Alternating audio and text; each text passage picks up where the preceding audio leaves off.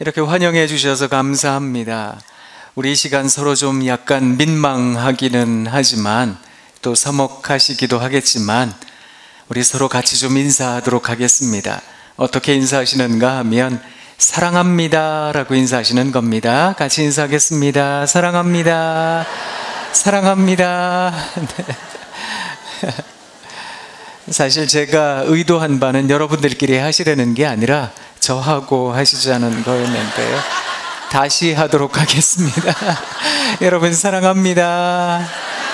사랑합니다. 사랑합니다. 사랑합니다. 괜찮으세요? 그러면 이제 앞뒤 옆에 계신 분들과 인사하도록 하겠습니다. 보고 싶었습니다. 보고 싶었습니다. 오늘 우리들에게 주어진 하나님의 말씀을 제가 잠깐 읽어드리도록 하겠습니다. 요한일서 4장 7절과 8절까지의 말씀인데요. 하나님 말씀을 한번 가슴 깊이 이 깊어가는 가을에 한번 들어보시면 좋겠습니다. 사랑하는 자들아, 우리가 서로 사랑하자. 사랑은 하나님께 속한 것이니 사랑하는 자마다 하나님으로부터 나서 하나님을 알고 사랑하지 아니하는 자는 하나님을 알지 못하나니 이는 하나님은 사랑이심이니라. 아멘. 제가 여러분들에게 사랑합니다 라고 인사 말씀을 드렸고 또 오늘 성경 말씀을 통해 우리 하나님 사랑이라고 하시는데, 그러면 사랑이라는 건 도대체 뭘까요? 제가 여러분들에게 그 사랑에 대해서 잠깐 말씀드리기 위해서 시를 좀 들고 왔습니다. 사실 시집을 여러 권 다 들고 오려고 했다가 그냥 무거워서 복사해 왔는데요. 제가 한 편 읽어드리도록 하겠습니다. 제가 좋아하는 서종홍 선생님이라고 계세요. 이분이 아동문학가신데 닳지 않는 손이라는 동시집에 어른이 되면 이라는 예쁜 시 한 편 담으셨답니다. 한번 들어보세요. 시가 예뻐요. 어른이 되면 여보 여기 앉아보세요. 발톱 깎아드릴 테니. 아니 맨날 어깨가 아프다면서 무슨 일을 그렇게 많이 해요? 하루 일을 마치고 돌아온 어머니 아버지는 밤 깊어가는 줄도 모르고 서로 발톱을 깎아주고 서로 어깨를 주물러 주십니다. 그 모습 가만히 보고 있으면 나도 빨리 장가 들고 싶습니다. 어른이 되면 어머니 같은 여자 만나 아버지처럼 살고 싶습니다. 이게 답니다. 근데 시가 예쁘죠? 한 남자가 한 여자를 만납니다. 한 여자가 한 남자를 만납니다. 두 사람이 사랑이라는 것을 합니다. 그러면 아무래도 기대하지 않을까요? 내가 이 사람이랑 사랑하게 되면 알콩달콩 오손도손 장밋빛 핑크빛 내일 이야기하며 살게 될 거야. 그런 염원 말입니다. 그런 기대 말입니다. 사실 그런 염원과 기대가 없다면 누가 사랑이라는 거 하겠습니까? 아니 그 사랑의 결실인 결혼이라는 거 누가 감히 꿈이나 꾸겠습니까? 그러니 아무래도 사랑이라는 것은 염원과 기대함이 아닐까 그런 생각이 듭니다. 그런데 이 자리에 계신 여러분들께서는 아마 사랑도 인생도 살아보셨잖아요. 그래서 이런 시를 듣노라면 문득 그런 생각 드실 거예요. 한번 살아보라 그래. 그래서 제가 여러분들에게 두 번째 시를 좀 읽어드리겠습니다. 두 번째 시의 시인은 조금 살았습니다. 김나영이라는 시인이 있는데 이분이 수작이라는 시집에 이사라는 시를 적었어요. 들어보세요. 이 남자다 싶어서 나 이 남자 안에 깃들어 살 방 한 칸만 있으면 됐지 싶어서 당신 아내 되어 살았는데 20년 전 나는 당신밖에 없었는데 지금은 나 당신 밖에 있네. 표현이 재미있지요. 옛 맹세는 헌 런닝구처럼 마려져 가고 사랑도 맹세도 뱀 허물처럼 쏙 빠져나간 자리, 내 마음의 공허가 하루에도 수십 번 이삿짐을 쌌다 풀었다 하네. 어떠세요? 이쯤 되면 사랑이라는 게 다 지나간 옛날 얘기처럼 들립니다. 사실 내가 품고 있었던 어떤 기대와 염원이 여지없이 무너지게 되면 대부분의 사람들은 화를 냅니다. 불화자 씁니다. 내 마음 한켠을 태워버리나 봅니다. 태워진 내 마음 한켠에 뭐가 남게 될까요? 공허감이 남아요. 소외감이 남습니다. 그런 말씀들을 하시더라고요. 어쩌면 이 정도쯤 되면 사랑이라는 게 다 사라진 옛날 얘기여서 내게 사랑이라는 건 더 이상 없는 거야. 사랑 다 사라진 지 오래야. 그런 생각하실지도 모르겠습니다. 그런데 이 자리에 사랑을 살아가고 계신 여러분들께 제가 한번 여쭙겠습니다. 사랑하며 살아가는 사람들이라면 경험하는 경험들이 있지 않겠습니까? 그 가운데 이런 소외감도 공허감도 있는 것 아닐런지요? 여쭙고 싶은 겁니다. 사랑하지 않았더라면 이런 경험하지 않을 터인데 사랑하니 경험하게 되는 경험이 이런 경험이라면 그거 사랑 아니겠습니까? 저는 한번 여쭙고 싶은 겁니다. 죄송합니다. 이런 얘기를 드려서 사랑이라는 게 늘 좋은 이야기만 있는 거라고 생각하실 수 있는데요. 사랑이라는 것에 배신당한 느낌처럼 그런 마음 아픔이 드는 시를 읽어드려서 죄송합니다. 그러면 이런 세월이 지나고 나면 좋은 날이 올까요? 제가 세 번째 시를 읽어드리겠습니다. 세 번째 시의 시인은 이성이라는 시인인데 이분이 갈비뼈가 부러진 포옹이라는 시집에 부부라는 시를 적었어요. 시가 시작부터 좀 세거든요. 한번 들어보세요. 부부. 또 당한 것이다. 아침밥을 먹다가 벌컥 화를 내며 남편이 나갔다. 전화도 없다. 그런데도 편하다. 이제 나도 50. 천천히 베란다로 나간다. 화분 앞에 쪼그려 앉는다. 아무 생각 없이 이파리를 보고 만지고 물을 준다. 아무 생각 없이 천천히 백화점도 간다. 돌아오는 길에 시장에 들러 물 좋고 싱싱한 낚시도 코다리 사서 저녁 준비를 하는데 일찍 퇴근한 남편이 아무 일 없었다는 듯 코를 킁킁거리며 부엌으로 오더니 슈크림빵 한 봉지 내 앞에 들이민다. 아무 생각 없이 하루 종일 혼자 있으면 화도 웃음이 된다. 아이고 저 화상 하면서도. 어떠세요? 내 공허한 날이 지나고 나면 좋은 날 올 거라고 생각했는데 웬걸요? 이제는 영 포기하는 지경에 이르게 된 겁니다. 남편이 나가건 말건 화를 내건 말건 상관치 않는 지경에 이르게 되었다. 이런 말입니다. 이런 포기의 감정을 우리 기독교에서는 내려놓음이라고 얘기를 하기도 합니다. 뭐 내려놨습니다. 자기가 나가든 말든 당신 나가서 맘대로 하고 살아라. 난 나대로 살 테니 그러고 살아가더라 라는 것입니다. 이것도 어쩌면 사랑이라는 게 다 지나간 거야 그런 생각하실 거예요. 그런데 한번 생각해 보시지요. 사랑하며 살아가는 사람들 가운데 포기하지 않는 사람이 어디에 있겠습니까? 내려놓지 않는 사랑이 어디에 있겠습니까? 그러니 이런 경험하고 계세요? 지금 혹 포기하거나 내려놓거나 하는 분 계세요? 그거 사랑입니다. 그렇게 얘기 드리고 싶은 겁니다. 죄송합니다. 자꾸 이런 얘기를 드려서. 그러면 이런 세월이 지나고 나면 어떤 얘기가 있을까요? 네 번째 시입니다. 장세정이라는 아동문학가 선생님이 계시는데 이분이 나도 모르는 내가 라는 예쁜 동시집에 사랑이라는 시를 담았습니다. 이 시에는 조금 오래 산 부부 얘기가 나오는데 한번 들어보세요. 밀린 월급 때문에 우리 아버지 술 한잔 한 날 어머니는 뭔 돈으로 마셨노? 빈잔을 줍니다. 큰 대자로 누운 아버지 양말 벗기고 바지 벗기고 원수다 원수 하면서 꿀물 타주고 눈곱 떼주고 아버지 발 주무르다 앉아서 조는 우리 어머니 원수를 사랑하십니다. 그거 아세요?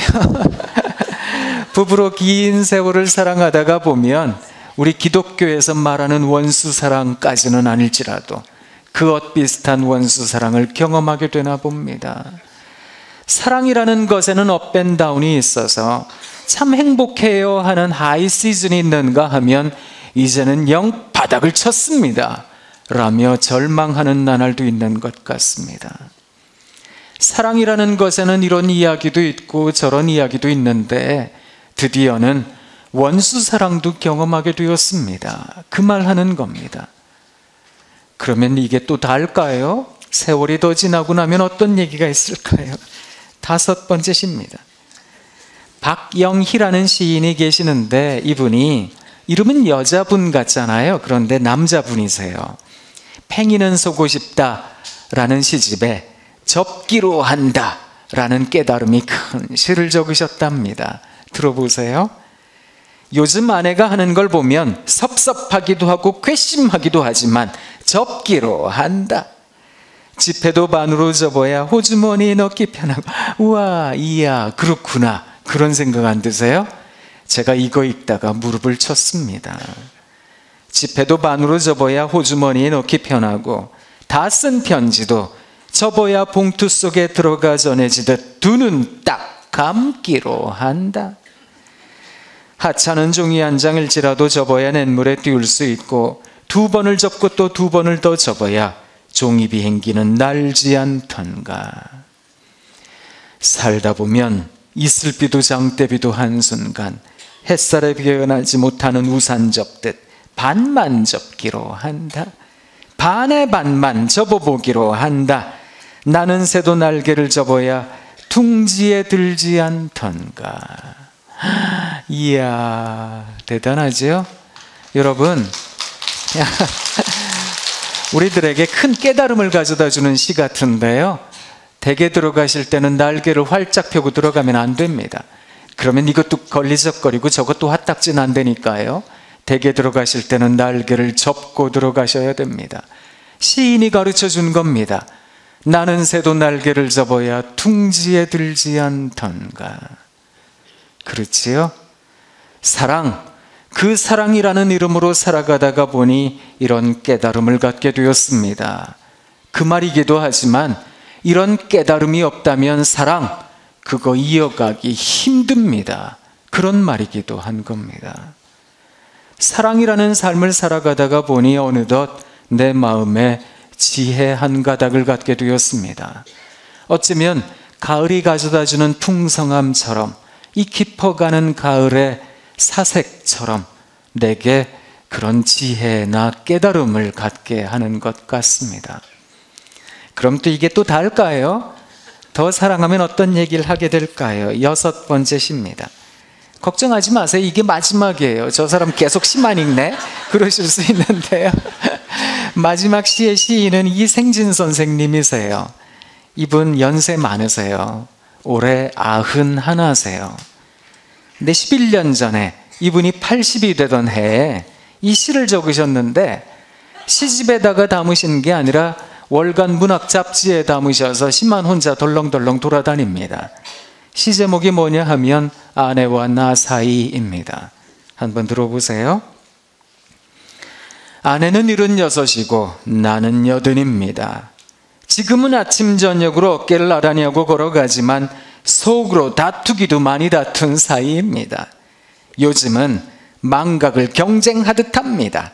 나는 창문을 열러 갔다가 창문 앞에 우두커니 서 있고 아내는 냉장고 문을 열고서 우두커니 서 있습니다. 누구 기억이 일찍 돌아오나 기다리는 것입니다. 그러나 기억은 서서히 우리 둘을 떠나고 마지막에는 내가 그의 남편인 줄 모르고 그가 내 아내인 줄 모르는 날도 올 것입니다. 서로 모르는 사이가 서로 알아가며 살아가다가 다시 모르는 사이로 돌아가는 세월, 그것을 뭐라 하겠습니까? 그걸 뭐라고 할까요? 그걸 아내와 나 사이입니다. 말씀하신 겁니다. 만약 이 시에 고개가 절로 끄덕여지신다면 연세가 많으신 겁니다. 저는 아직 젊어서 잘 이해는 잘 안 되는데요, 조금 알아질 것 같습니다. 그렇겠구나. 서로 모르는 사이가 서로 알아가며 살아가다가 다시 모르는 사이로 돌아가는 세월을 나누는 사이, 그게 아내와 나 사이가 아니겠습니까? 이쯤 되면 어르신들이 만감이 교차합니다. 그 얘기들 하세요. 그저 바라보고 있자니 일생 살아줘서 고맙다가, 나 힘든 거 한 거 생각나서 이런 부하가 치밀었다가, 그래도 바라보니 측은하고 불쌍했다가, 그래도 또 바라보니 든든했다가, 감사했다가, 원망스러웠다가, 그래서 만감이 교차합디다, 그런 말씀들 하시더라고요. 저는 여러분들에게 사랑합니다 라고 인사 말씀을 드렸습니다. 그리고 우리 하나님 사랑이십니다 라고 성경을 읽었습니다. 그리고 사랑에 대한, 우리들이 경험하는 사랑에 대한 6편의 시를 읽어드렸습니다. 사랑이라는 것에는 이런 이야기도 있고 저런 이야기도 있나 봅니다. 그렇지요? 그런데 한 가지 꼭 기억하셔야 되는 게 있습니다.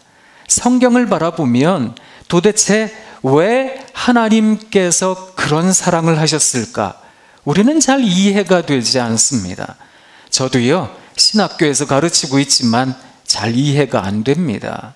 왜 우리 하나님께서는 그런 사랑하셨던 것일까? 천지를 지으셨다는데, 말씀으로 세상을 조성하셨다는데, 왜 자기의 독생성자 예수를 이 땅에 보내시고 그를 십자가 위에서 죽이심으로 그 사랑을 표현하셨던 것일까? 전 그게 잘 이해가 되지 않습니다. 그런데 우리 하나님께서는 그렇게 우리를 사랑하셨다는 겁니다. 그렇게 무섭게 사랑하셨다는 겁니다. 왜 그렇게 고통스럽게 사랑하셨을까? 왜 그렇게 무섭게 사랑하셨을까? 그 이유는 잘 모르지만 그는 그의 무서운 사랑을 해내셨다는 겁니다.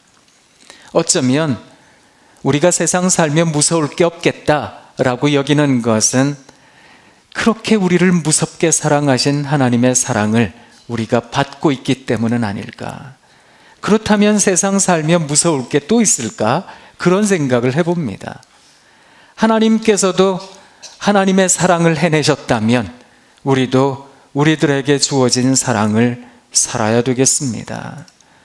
어쩌면 이 깊어가는 가을에 이 자리에 오신 여러분들은 행복으로의 초대라는 제목을 들으시고 난 별로 안 행복한데요, 내가 지금 살아가는 삶의 여정이 무거워요, 나도 모르게 눈에 눈물 나고 입에 한숨 나요, 내 가슴에 큰 돌덩이 하나 있는 양 답답함이 느껴져요, 그런 마음으로 이 자리에 앉아 계시다면 행복이라는 게 요원한 거야, 사랑이라는 건 내게서 멀어진 거야, 그런 생각에 마음 아프실 텐데, 사랑하는 여러분 꼭 기억하시면 좋겠습니다.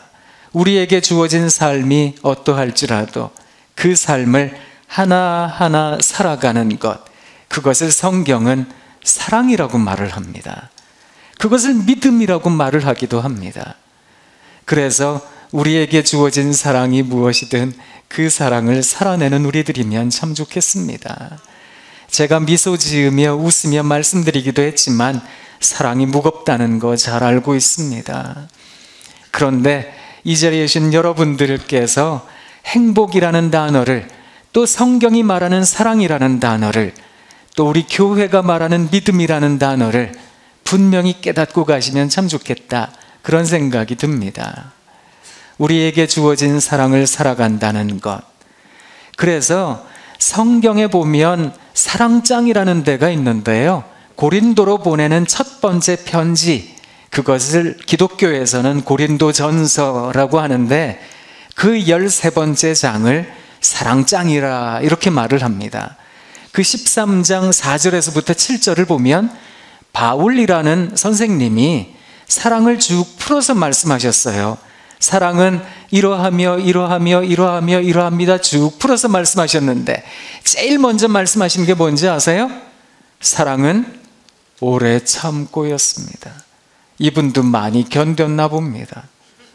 그리고 7절 말씀에 뭐라고 정리했는지 아세요? 사랑은 모든 것을 참으며 모든 것을 믿으며 모든 것을 바라며 모든 것을 견디느니라. 사랑이라고 하는 것은 어쩌면 참고 견딤으로 이 세상에 드러나나 봐요. 무겁지 않은 사랑이 어디에 있겠습니까? 힘겹지 않은 실존이 어디에 있겠습니까? 맨날 힘들다고 도망만 다녔습니다. 그러면 긴 세월 지나 돌이켜보니 한만 남습니다. 회한만 남는 거 아니겠습니까? 그런데 내게 주어진 사랑이 무엇이든 그 사랑을 살았습니다.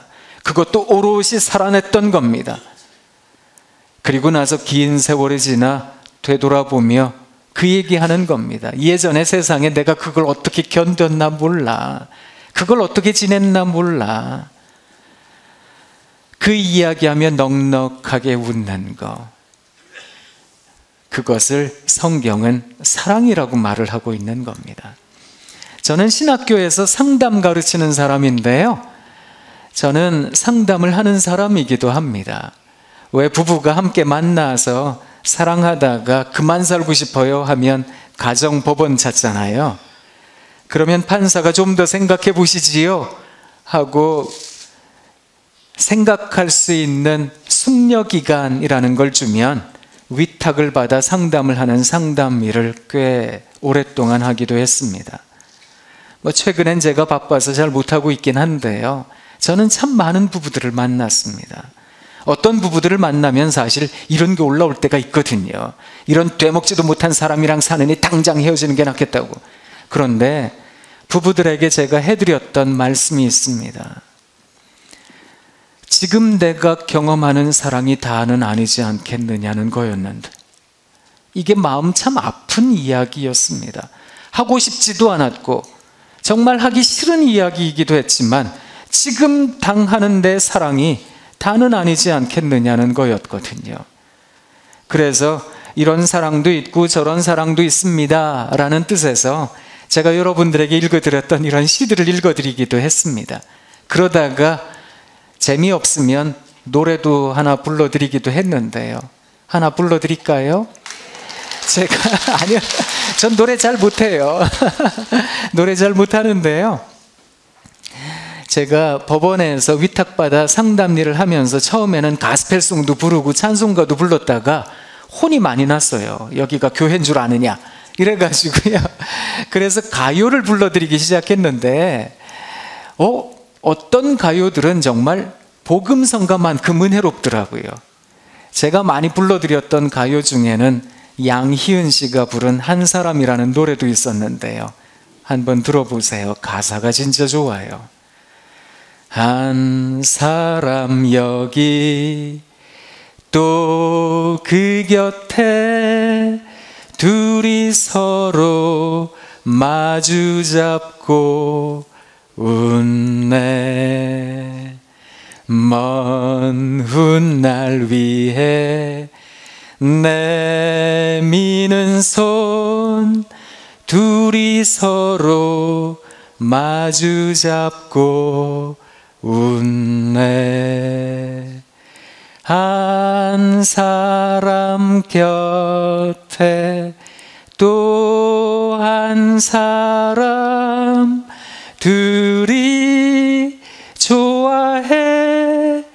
긴 세월 지나 마주 앉아 지난 일들 얘기하며 웃네.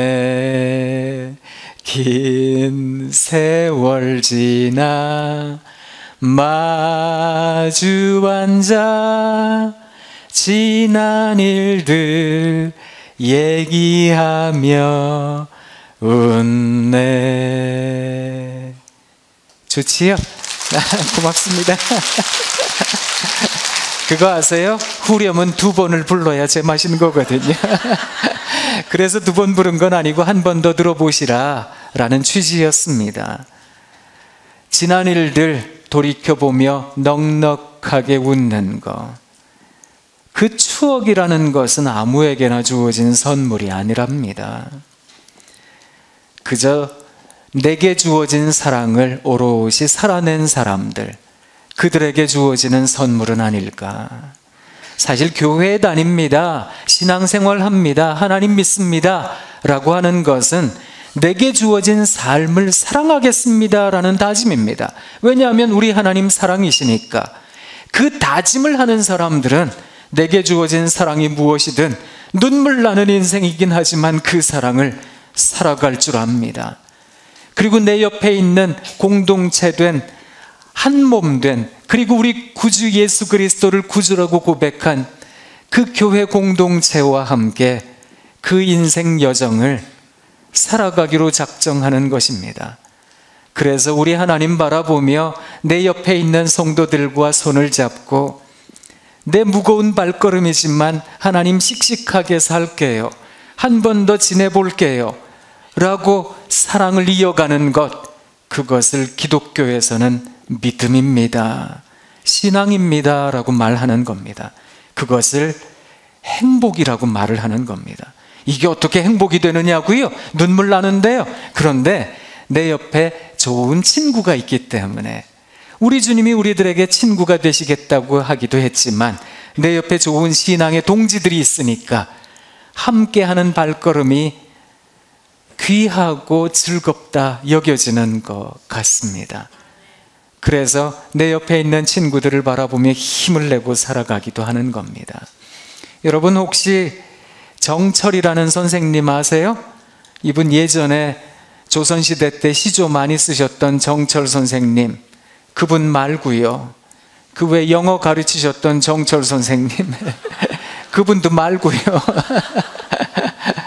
카피라이터 가운데 정철이라는 분이 계시는데, 이분이 인생이라는 제하에 글을 쓰셨어요. 그 글이 딱 두 줄이거든요. 인생, 친구가 있으세요? 그럼 됐습니다. 그 괜찮지요?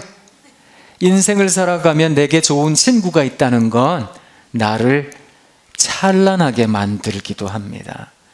내 인생에 가치를 심어다 주기도 합니다. 그런 좋은 친구가 있으세요? 감사합니다. 함석헌 선생님이 시를 한 편 쓰셨어요. 그 사람을 그대는 가졌는가. 제가 기억나는 대로 말씀드리면 이렇습니다. 말리길 떠나가는 길, 처자를 내 맡기며 맘 놓고 떠날 그 사람을 그대는 가졌는가. 탔던 배 꺼져가는 시간 구명대 서로 사양하며 너 하나만큼은 제발 살아다오 할 그 사람을 그대는 가졌는가. 짧은 인생 내려놓고 세상 떠나려 할 때 그 사람 하나 있으니 하고 맘 편히 세상 떠날 그 사람을 그대는 가졌는가. 그런 사람이 있다는 건 내 삶의 의미가 되는 겁니다. 내 신앙생활 하다가 보면 내 옆에 있는 신앙 동지들이, 나와 함께 신앙생활 하는 교우들이 그런 좋은 친구가 되어주세요. 그래서 그들과 함께 내 인생을 찬란하게, 그리고 하나님 바라보며 우리를 그렇게까지 사랑하셨던 주님 생각하며 우리들에게 주어진 사랑과 삶을 살아내는 것 같습니다. 이 신앙에 여러분을 초대합니다. 그 행복으로의 초대를 꼭 가슴에 담는 여러분 되시면 참 좋겠습니다. 고맙습니다. 네.